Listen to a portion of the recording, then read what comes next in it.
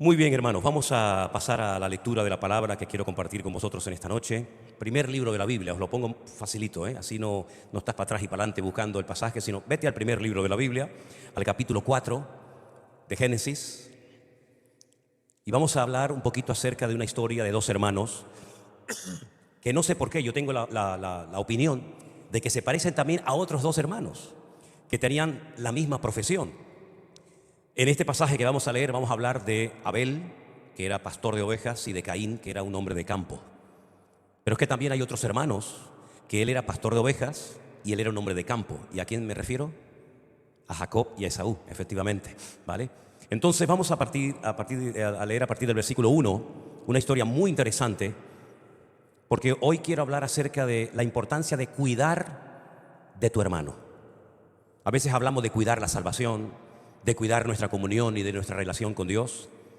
Pero después les voy a proponer un sistema de trabajo para todo el año 2025 que nos va a ayudar a cuidarnos los unos a los otros. Después se los voy a comentar. Pero dice así: conoció Adán a su mujer Eva, la cual concibió y dio a luz a Caín, y dijo: por voluntad de Dios he adquirido varón. Después dio a luz a su hermano Abel, y Abel fue pastor de ovejas, y Caín fue labrador de la tierra. Y aconteció que andando el tiempo, que Caín trajo del fruto de la tierra una ofrenda a Dios. Y Abel trajo también de los primogénitos de sus ovejas, de lo más gordo de ellas. Y miró el Señor con agrado a Abel y a su ofrenda, pero no miró con agrado a Caín y a la ofrenda suya.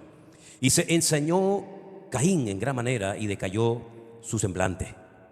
Entonces el Señor le dijo a Caín: ¿por qué te has ensañado y por qué ha decaído tu semblante? Si bien hicieres, no serás enaltecido, y si no hicieres bien, el pecado está a la puerta. Con todo esto, a ti será su deseo y tú te enseñorearás de él. Versículo 8. Dijo Caín a su hermano Abel: salgamos al campo.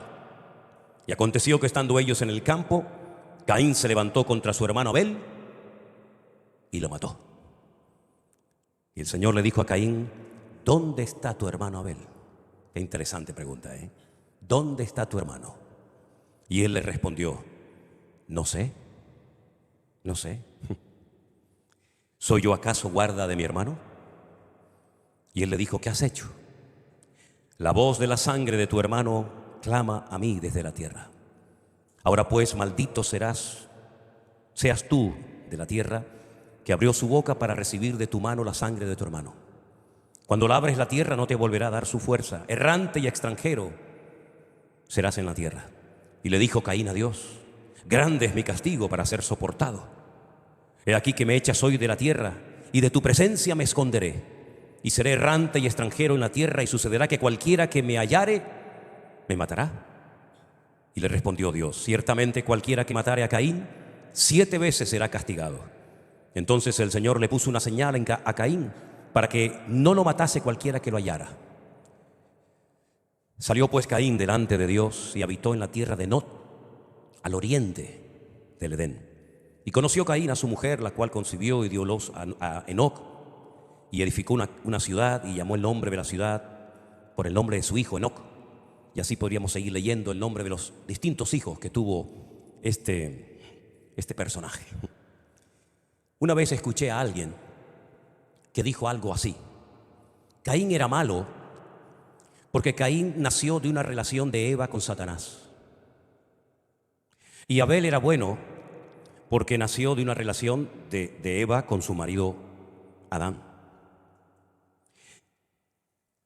Si ustedes han prestado atención al primer versículo, la Biblia nos dice que Adán conoció a su esposa Eva, y ésta quedó embarazada y concibió y dio a luz a un hijo, y a ese hijo le llamaron Caín. Por lo tanto, queda totalmente descartada la idea, el disparate de decir que Caín era malo porque fue fruto de una relación extramatrimonial de Eva con Satanás, ni muchísimo menos. Pero dejando eso a un lado, que para mí es lo menos importante, me llama mucho la atención la importancia que le da la Biblia a cuidar de otros. Por ejemplo, muchas veces encontramos la expresión que hay que cuidar del huérfano, de la viuda, del pobre, del extranjero, ¿verdad? Muchas veces Encontramos muchas veces la expresión en la Biblia, unos a otros, amados unos a otros, perdonados unos a otros, soportados unos a otros, orad los unos por los otros, ¿verdad? Porque las relaciones interpersonales son muy importantes. Nosotros no solamente tenemos que tener una relación, digamos, de tipo vertical con Dios, ¿no? Nuestra relación con Dios, por supuesto, es prioritaria, es clave, es lo más importante, pero eso no significa de que voy a vivir aislado herméticamente, olvidándome de que a mi lado hay gente, hay hijos, hay esposa, hay amigos, hay hermanos en Cristo, de los cuales también tengo que atenderlos y orar por ellos y bendecirlos y tratar de bendecirlos dentro de mis posibilidades, ¿no? Caín tenía que haber cuidado de su hermano menor, de Abel, y no lo hizo. Se levantó contra él y lo mató. Y yo no soy de los que opinan que lo mató sin querer. También he leído eso esta semana, que Caín, bueno, lo mató sin querer. Yo no creo eso. Yo creo que aquí hubo premeditación y alevosía. Y él sabía lo que estaba haciendo. Y él mató con toda la intención a su hermano Abel. Después veremos algunos de los motivos, ¿verdad? Pero vemos también que hay personas en la Biblia que sufrieron porque sus hermanos no cuidaron adecuadamente de ese miembro de la familia, como por ejemplo el caso de José. José sufrió una barbaridad, solo en Egipto, como esclavo, como preso, por culpa de sus hermanos. Recordemos que en un primer momento los hermanos lo que querían realmente era matarlo. Ese era el plan original. Pasa que bueno, después el Señor intervino, usó a uno de sus hermanos, abogó, digamos, lo defendió y al final decidieron venderlo como esclavo. Lo cual fue realmente algo terrible, ¿no? Tener que estar, pues miren ahora, por ejemplo, todas las personas que están secuestradas en la Franja de Gaza, ¿no? El sufrimiento tremendo que están experimentando, más todos los familiares, amigos, conocidos, etcétera, etcétera. Es algo que realmente es una tortura psicológica terrible, ¿no? Así estuvo José durante más de 20 años, privado de su libertad, privado de la comunión con sus padres, con sus hermanos, etcétera. Y la culpa fue de sus hermanos. Pensaba esta semana, por ejemplo, cuando David quiso deshacerse de Urías, aquel hombre que estaba casado con Betsabé, con la cual mantuvo una relación, ¿verdad? La Biblia dice que David dio una orden para que cuando atacaran la ciudad, lo dejaran solo, no lo cubrieran, no lo defendieran, y dice la Biblia que de esta manera murió. Y Urías murió porque los hermanos dieron un paso atrás, porque sus compañeros lo abandonaron. Si lo hubieran protegido, si se hubieran cubierto las espaldas los unos a los otros, yo ataco por un lado, tú por otro, yo miro al frente, tú miras atrás, nos cubrimos las espaldas y podemos escapar con vida. Pero hombre, si me dejan solo y me abandonan, pues pasó lo que todos sabemos, que finalmente terminó muriendo. Y este primer crimen de la historia lo comete un hermano contra otro hermano. Ahora, hay cosas de Caín que a mí siempre me han llamado la atención. Y es que, por ejemplo, Caín no era un ateo. Caín no era ateo. Caín era una persona que creía en Dios, oyó la voz de Dios, conversó con Dios y tuvo la iniciativa un día de venir a la presencia de Dios a traer una ofrenda. Ahora, yo quiero hacer una diferencia entre lo que es una ofrenda y lo que es un sacrificio. Es interesante notar que la Biblia no dice las características de la ofrenda, la cantidad o lo que trajo Caín. Cuando la Biblia guarda silencio es porque no hay nada interesante que destacar. Por ejemplo, la Biblia no habla de las hermanas o de las hijas de Adán y Eva, de las hermanas de Caín, de Abel, no habla de ellas, ¿verdad? ¿Qué pasa? ¿Que no existieron? Sí, pero no hay nada importante que destacar de ellas. La Biblia no habla, por ejemplo, de la infancia, de la adolescencia, de la juventud del Señor Jesucristo, porque no hay nada importante que destacar en esa etapa, sino que se centra fundamentalmente en los últimos 3 años de vida. ¿Sí? La Biblia guarda silencio sobre muchos temas y muchas cosas, y eso no nos tiene que preocupar. Más bien tenemos que ocuparnos en lo que sí la Biblia relata y nos insta a estudiar y a conocer y a indagar, ¿no? La Biblia no nos dice si fueron tomates, cebollas, peras, patatas o melones o sandías. La Biblia no nos dice si fue una gran cantidad o una pequeña cantidad. La Biblia guarda silencio en cuanto a la ofrenda que trajo Caín. Por lo tanto, no hay nada importante que destacar. Sin embargo, la Biblia sí dice que, por ejemplo, su hermano trajo de los primogénitos de las ovejas, es decir, lo primero se lo consagró al Señor, y dice que trajo de lo más gordo del ganado. No trajo lo enfermo, no trajo lo que no servía, sino trajo de lo mejor para el Señor. Entonces, hay un vacío en cuanto a información referente a la ofrenda de Caín, pero hay mucha información acerca de la actitud, de la ofrenda, de la cantidad y de la calidad del sacrificio que trajo Abel a la presencia del Señor. Ahora, trajo una ofrenda de la tierra, pero faltaba un elemento indispensable en todo esto. Recuerden ustedes que para poder acercarse a la presencia de Dios, después de haber sido expulsados del jardín del Edén, era necesario sacrificar animales, era necesario derramar sangre. Y Abel no cumplió con lo que Dios ya había establecido y dejado bien claro a sus padres, sino que él se acercó a Dios, pero a su manera. Una persona que no estaba dispuesto a acatar la forma, el diseño que Dios había establecido para acercarse a Dios en aquel momento. Ahora, lo que me llama también mucho la atención es que dice la Biblia que a Dios no le agradó la actitud y la ofrenda que trajo Caín, no le agradó. Sin embargo, la de Abel sí, dice que Dios se inclinó y miró y se dio cuenta de que uno de los dos estaba haciendo las cosas bien. Sin embargo, cuando Dios tiene que hablar, no le habla, no le dice nada a Abel. No le dice, muy bien, Abel, estupendo, qué chico más obediente, qué detalle más bonito de tu parte. No le dice nada. Sin embargo, le dirige unas palabras a Caín, porque Caín se dio cuenta de que no había bendición en lo que había hecho. Por cierto, una de las preguntas que yo creo que tenemos que hacernos muy a menudo los cristianos hoy en día es, ¿lo que estoy haciendo le está agradando a Dios? ¿Lo que hago le agrada a Dios o le desagrada? Esa es una pregunta clave en nuestra vida. ¿Lo que haces en público y en privado le agrada a Dios? Tu forma de hablar, tu forma de comportarte, tu forma de vivir, tu forma de tomar decisiones, ¿le agrada a Dios tu vida? ¿Está Dios contento contigo? ¿O Dios dice, te veo todavía muy verde, ¿eh? A estas alturas todavía no has crecido al nivel que se esperaba que tuvieras que crecer? Sí, es muy bonito orar por este niñito que hemos traído a la plataforma, precioso, pero si el año que viene lo viéramos igual, ya no sería tan bonita la cosa. Ya no nos haría gracia ver ahí con sus pantaloncitos vaqueros y su camisita y decir, mira que pesó 4 kilos y pico, sí, pero dentro de un año no puede estar igual. Y dentro de 2, menos todavía. Es decir, se tiene que notar un crecimiento, se tiene que notar un desarrollo. Si no, este niño está enfermo, esto no es normal. Y en la vida de un creyente lo que no puede estar siempre igual. Siempre con vergüenza a la hora de orar, siempre escurriendo el bulto, no comprometiéndome como me tenía que haber comprometido. Estás enfermo. Es como lo que le pasaría al niño si no crece, ¿verdad? Tendríamos que decir, oye, nos guste o no, la realidad es que este niño está enfermo. Este niño no ha crecido, no se ha desarrollado. Y espiritualmente hablando, no puede ocurrir esa tragedia en tu vida, ni en la vida de ninguno de nosotros. Tú tienes que estar cada día más firme, más claro en tus ideas, en tus principios, en tus valores. Tienes que tener ya criterio, tienes que tener una base lo suficientemente sólida como para decir muchas veces, no, yo no participo de eso, no, yo no participo. ¿Por qué? Por esto y por esto. Y no decir, bueno, sí, lo hago, no lo hago, bueno, no me ve nadie, bueno, venga, va, está bien, vale, no. No. Tiene que haber un crecimiento, tiene que haber un desarrollo, tiene que haber una madurez. Por eso Dios confronta a Caín. Por eso Dios le habla a Caín, para que recapacite, para que vuelva en sí y para que se dé cuenta de que no está haciendo las cosas bien. Por eso no tiene la bendición de Dios. Porque cuando hacemos las cosas bien, decentemente y con orden, hay bendición, hermano. ¿Sí o no?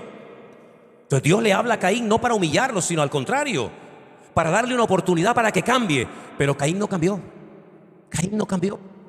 Caín se enfada. Caín piensa que está siendo tratado injustamente. Caín se molesta por ver que Dios está bendiciendo a su hermano y a él no. Ahora, yo estaba analizando en la Biblia que, por ejemplo, hubo una vez un gran hombre de Dios, al cual yo respeto y admiro mucho, que es el rey David. La Biblia dice que durante 7 años él reinó en la ciudad de Hebrón. Pero llegó un momento en el que él quiso trasladar su reino, la capital, la quiso trasladar a Jerusalén, la capital eterna de Israel. Y dice la Biblia que el resto de su reinado reinó desde Jerusalén. Y cuando él llega a la ciudad de Jerusalén, lo primero que quiere hacer era traer el arca de la alianza que representaba en aquel tiempo, en aquel momento, pues la presencia de Dios con el pueblo. Y dice que la trajeron, pero no llegó a Jerusalén. Saben la historia, ¿verdad? Dice que no llegó a Jerusalén. La Biblia nos enseña que el arca venía montado en un carro tirado por bueyes. Un disparate, nunca Dios había dicho eso. Tropezó, se iba a caer el arca, alguien la tocó, cayó muerto en ese momento y David dijo, aquí estamos haciendo algo mal. Esto no funciona. Cogieron, se la llevaron a casa de un particular y allí estuvo un tiempo y David dice, oye, una pregunta. Yo estaba muy ilusionado con todo este proyecto, con todo este plan de traer la presencia de Dios, de enseñarle a la gente a vivir cerca del Señor, a no llevar una vida religiosa, sino estar cerca del Señor. Él había compuesto canciones, había inventado instrumentos musicales, le enseñaba a la gente cómo se cantaba, cómo se adoraba, cómo se danzaba. Él era un botón de muestra y esto ha salido mal. ¿Qué ha pasado? Entonces dice que reúne a los sacerdotes y le dice, oye, infórmeme, oriénteme, ¿qué he hecho mal? Y le dicen, es que la Biblia dice que el arca no puede ser transportada en carros tirados por animales. ¿No? Pero es que así viene más rápido. Sí, pero es que no es cuestión de que vengan las cosas rápido, es cuestión de que se hagan las cosas como Dios dice. Bueno, ¿y entonces cómo la traemos? Dice que tiene que ser transportada en los hombros de los levitas. Y por eso pasó lo que pasó. Entonces David recapacita, dice, lo siento, Señor, pido perdón. Claro, ya era demasiado tarde para que aquel que tocó el arca resucitara, pero lo volvió a intentar. Dijo, bueno, vamos a hacerlo ahora a la manera de Dios, no a mi manera. Y entonces dice que fue una fiesta espectacular. El arca vino a Jerusalén, él danzó, todo el mundo se alegró. Fue un día de fiesta espectacular y no hubo muertos. ¿Por qué? Porque venía el arca como tenía que venir y estaba la bendición y el respaldo de Dios. Amén, hermanos. Lo hizo mal la primera vez, se informó, pidió perdón, lo volvió a intentar y la segunda vez salió bien. Pero Caín nunca más volvió a ofrendar. Él sabía lo que tenía que hacer. Imita a tu hermano. Mira lo que ha hecho tu hermano y mira lo que has hecho tú. Y mira la diferencia. Dios no te bendice a ti, pero sin embargo bendice a tu hermano. Bueno, pues en este caso sé humilde, reconoce que te has equivocado, reconoce que no has hecho las cosas correctamente y vuelve a intentarlo. Nunca más, según la Biblia, Caín se acercó a Dios ni con ofrendas, ni con sacrificios, ni con nada. Es más, se divorció de Dios. Hay un momento que él lo sabía, sus padres se lo habían contado, que Dios expulsó al hombre del jardín del Edén por su pecado. Caín lo hace pero al revés, expulsa a Dios de su vida. Dios expulsa al hombre y ahora el hombre expulsa a Dios de su vida. Y tú lees toda la genealogía de Caín, todos los hijos que tuvo, las hijas, y ninguno nunca utilizó el nombre de Dios para nada. Se desconectó totalmente de Dios. Ningún hijo de Caín lleva el nombre de Dios en sus letras, ninguno. Nunca fueron un pueblo espiritual. Se dedicaron a construir ciudades, se dedicaron a trabajar con el bronce, con el hierro. También hicieron algunos instrumentos musicales. En otras palabras, se dedicaron a lo carnal, a lo natural, pero nada espiritual, nada espiritual.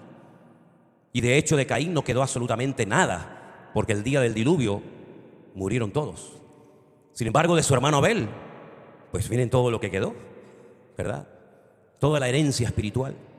Se desconectó de Dios, se alejó de Dios y fue un errante. Hay otra versión que dice que fue un vagabundo, una persona que no tenía rumbo fijo. Hoy estaba aquí, mañana estaba por allá. Una persona que se desconectó totalmente del Señor y una persona que nunca más le pidió perdón al Señor por su pecado y por su desobediencia. Qué terrible cuando una persona en la vida tiene la oportunidad de enmendar el rumbo, de corregir su vida y desaprovecha y desperdicia una oportunidad. Qué terrible. Como ustedes saben, yo he dicho en muchas ocasiones que creo que hay personas que no han cambiado porque no han tenido la oportunidad de cambiar. Porque nadie les dio una oportunidad, porque nadie creyó en ellos, porque nadie les dio un empujoncito, porque nadie dijo, bueno, vamos a probarlo, vamos a ver qué tal. Pero luego también creo que hay personas que han tenido muchas oportunidades de demostrar su madurez, su crecimiento, su desarrollo, su espiritualidad y no las han aprovechado. Y Caín podía haber llegado a ser un hombre de Dios. Caín podía haberse vuelto a acercar a Dios y haber hecho las cosas bien, decentemente y con orden, pero no quiso. Lo que hace es que organiza un plan para eliminar a su hermano, porque cada vez que ve a su hermano él se siente mal, porque ve que en su hermano está la bendición de Dios y en él no hay bendición ni presencia de Dios. Entonces le dice, vamos a dar un paseo por el campo. Seguramente fue a enseñarle sus tierras, ¿no? Decirle, mira, todo esto que ves es mío. Estas tierras, estas montañas, estos bosques, todo esto es mío. Digamos que presumiendo, ¿no?, de lo que tenía. El otro presumía de lo que era, un hombre espiritual que amaba al Señor. Y este presumía de lo que tenía. Qué diferencia entre uno y otro, ¿no? Yo tengo y el otro decía, yo soy. Lo mismo pasó con Jacob y lo mismo pasó con Esaú. Salen al campo y dice la Biblia que se levanta contra su hermano y lo mata. Acaba con su vida. ¿Cómo lo hizo? No lo sabemos.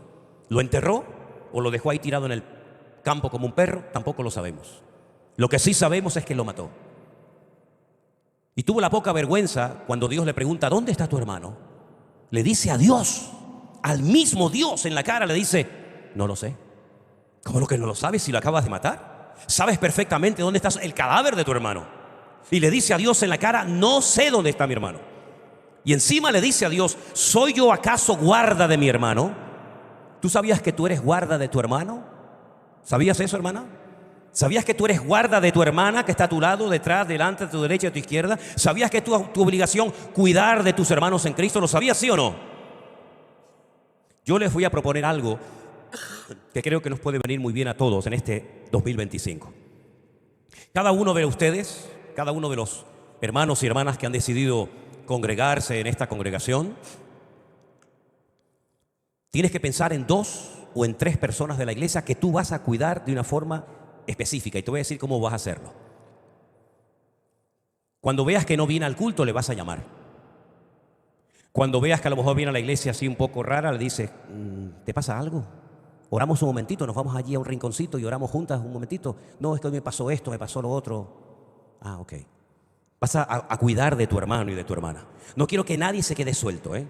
Yo quiero que tú tengas la carga, la responsabilidad de guardar, de cuidar la vida de 2 o 3 personas de tu iglesia. Las hermanas busquen hermanas.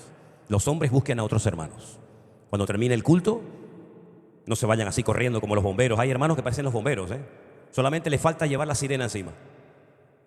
Cuando termine el culto, oye, una preguntita, ¿estás con alguien? No, mira, los 3 nos ponemos de acuerdo, sí. Venga, vamos, dame tu teléfono, toma el mío, toma el tuyo. Vale. Cuando vengas el próximo día al culto, si ves que no ha venido, como tiene su teléfono, su WhatsApp, lo llamas. Oye, ¿pasó algo? Sí, es que se me pinchó la rueda del coche, no sé qué, no sé qué. Pero no vengas a la iglesia de excursión. No vengas a la iglesia simplemente a oír un sermoncito y me voy y aquí no ha pasado nada. Acostúmbrate a orar por alguien cada día, a llamarlo, a cuidar de su vida, a ver cómo está, si le falta algo, si tú puedes ayudarle de alguna manera u otra, ¿vale? Esto te va a ayudar a ser responsable y no estar siempre demandando atención, sino también comenzar a ocuparte, no a preocuparte, sino a ocuparte en el cuidado de otras personas. Y de esa manera te vas a dar cuenta de que no vas a tener tiempo para estar ni triste, ni desanimado, ni deprimido, sino que vas a estar ocupado orando cada día por esas hermanas de tu grupo, ¿verdad? Y visitándolas si hay oportunidad de hacerlo, o de preguntarle cómo está, o un día decirle, oye, mira, leí este libro me gustó mucho, creo que te va a venir muy bien, tómatelo, te lo presto, aunque tú sabes que cuando prestas un libro ya lo perdiste, pero bueno, entonces, pero sea como sea, no salgas hoy de la iglesia sin decir, bueno, ¿yo de quién cuido en la iglesia? Es que no conozco a nadie. Pues ya va siendo hora que conozcas, ¿eh? Ya va siendo hora que conozcas. Entonces, cuando termine el culto, pues vamos a cerrar la puerta con llave para que no se vaya nadie. Esto es una broma, porque después esto lo escuchan por internet y mañana me ponen a caldo. Si mañana, madre mía, lo que dicen por las redes, ¿no? Pero llévate en un papel el nombre de 2 o 3 hermanos, en el caso de que seas varón o hermanas, ¿verdad? Y comienza a orar por ellos, comienza a bendecirlos. Y cuando alguien del mundo te diga, oye, vamos a tal sitio, pregúntate siempre si ese lugar al que te están invitando es un lugar de vida o es un lugar de muerte. ¿Es un lugar de bendición o es un lugar donde tú no tienes que estar? Porque hay lugares donde tú como creyente es bueno que estés, pero hay otros lugares que mejor que salgas corriendo para que no pierdas la cabeza o la vida. Lamentablemente lo que le traicionó a Caín fue lo que le traiciona a muchos hombres y a mucha gente, y fue su carácter. Su carácter lo hizo perder la cabeza, hasta el punto que llegó a matar a su propio hermano. Y le dice a Dios que no sabe dónde está, que él no se tiene por qué ocupar de la vida de su hermano. Sin embargo, Dios le da una respuesta extraordinaria que yo quisiera volver a leerla en el versículo 10. Cuando Dios le dice, ¿qué has hecho? ¿Qué has hecho? ¿Tú eres consciente de lo que acabas de hacer? La voz de la sangre de tu hermano clama a mí desde la tierra. Era la primera vez en la historia de la humanidad que alguien moría asesinado por otra persona. Era la primera vez que se derramaba sangre de un ser humano y que la tierra tragaba sangre humana. Lamentablemente después de esa han venido millones y millones y millones de casos. Pero esa era la primera vez que se cometía un crimen, una injusticia en la historia de la humanidad. Y el Señor le dice a Caín, es que no lo puedes ocultar, lo que has hecho no pasa desapercibido ante mis ojos.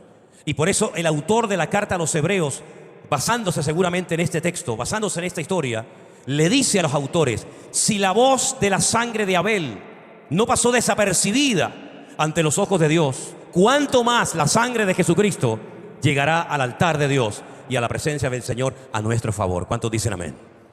Sabemos que la sangre de Abel, pues lamentablemente fue una injusticia, como también fue una injusticia la muerte del Señor Jesucristo por parte de muchos de sus hermanos.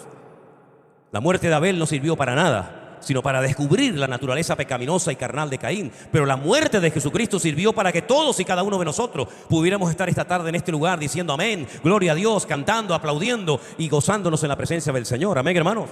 Porque ha sido la sangre de Jesucristo, injustamente derramada, pero tenía que ser así, es la que nos ha limpiado de todos y de cada uno de nuestros pecados. Porque no hay absolutamente ninguna acción, ninguna obra, nada que el hombre puede hacer para recibir el perdón de sus pecados. No hay nada que puedas hacer. Como decía el profeta Isaías en el capítulo 1, aunque amontones montañas de jabón, la mancha de tu pecado seguirá estando en tu alma y en tu vida. Pero gracias al Señor que la sangre de Jesucristo nos ha limpiado de todo pecado y ahora ninguna condenación hay para los que están en Cristo Jesús. ¿Cuántos dicen amén? Caín demostró que no tenía temor de Dios. El principio de la sabiduría, dice la Biblia, que es el respeto, el temor a Dios. Y Caín le perdió el respeto a Dios. Y eso es lo que lamentablemente le ha pasado al mundo, que le ha perdido el respeto a Dios. Y así como Caín huyó, se divorció de Dios, la humanidad se ha desconectado de Dios y así nos va. Y así está el mundo, ¿verdad? Viendo cada día y escuchando cosas terribles como producto, como resultado, como consecuencia de la mala cabeza del hombre. Hermanos queridos, la mejor decisión que podemos tomar en la vida es volver a Dios en genuino arrepentimiento y decirle, como le dijo David al Señor: Señor, si he hecho algo malo, si me he equivocado, si he pecado, si lo he hecho inconscientemente mal, ayúdame, enséñame, perdóname, no quites de mí tu Santo Espíritu, vuélveme a dar el gozo de tu salvación y volveré otra vez a enseñar a los transgresores tus caminos y los pecadores se volverán a convertir a ti.